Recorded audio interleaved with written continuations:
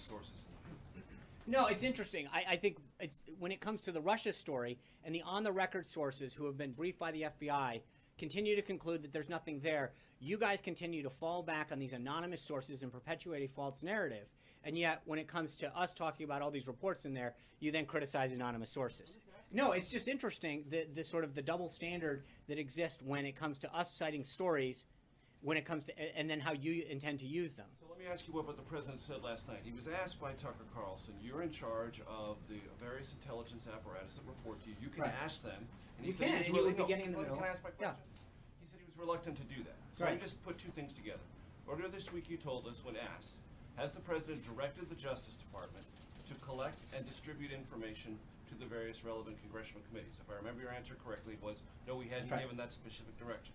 Has that changed? Has he now directed No. the Justice Department? And is he asking himself for the intelligence agencies that report to him to provide him specific answers to these underlying questions that are separate from the No. reportage you're citing? No. Why not? Because I think we've covered this before. I think that gets into interfering this, and I think that the appropriate process is to allow the House and the Senate to do this so that it doesn't appear as though we're interfering. I understand that. But as I mentioned to you this the other day, Major, if we go ask them, then you're going to turn around and say, you guys interfered with something and you pressure them. It's a catch-22 for us. And the bottom line is that I think the president made it clear 2 Sundays ago that he wanted the House and the Senate Intelligence Committee to work with these agencies to collect the information and make a report. That's what we're doing in order to make sure that there's a separation from us so that you can't turn around and then accuse us of forcing or pressuring an agency to produce a document. We're asking them to go through the process of the separation of powers and actually going to those different entities. The Department of Justice said yesterday they want an additional week, and we're allowing that process to play through.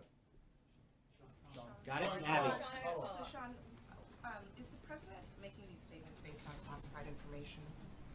I'm not going to get into how the president makes a decision. I think that what I think is clear, though, is through the reporting that I just read, is that there's clearly widespread open source material pointing to surveillance that was conducted during the 2016 election. That information is available to members of the House and the Senate. It's public, as you noted. They are looking at that same information, making a conclusion. No, they have that clear. No, that's not true. not seen any evidence to back up the president's claims. So, if there is other information, why won't the president release it? Again, I'm not going to get into that yet. I think the president discussed that last night on his interview, and we'll let the process play out. I understand what he discussed. I think they have clearances in the House and the Senate Intelligence Committees.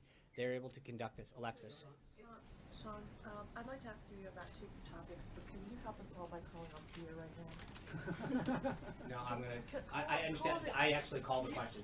Alexis, if you don't want to answer the question, I can call on somebody else. Could you call on the New York Times, Thank you. please? Gabby.